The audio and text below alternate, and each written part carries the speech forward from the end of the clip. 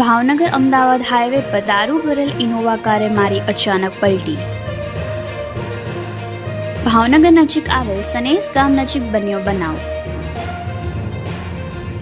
સનેસ નજીક વ્હાઇટ કલરની Innova car અચાનક પલટી મારતા કારમાં હતો વિદેશી દારૂ.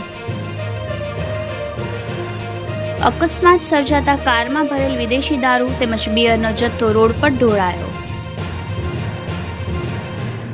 કારમાં સવાર 2 યુવાનોને પહોંચી ઈજાઓ.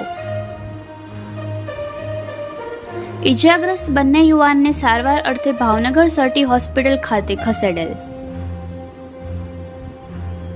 કાર નંબર GJ01WB6073 કારમાં હતો વિદેશી દારૂનો મસમોટો જથ્થો.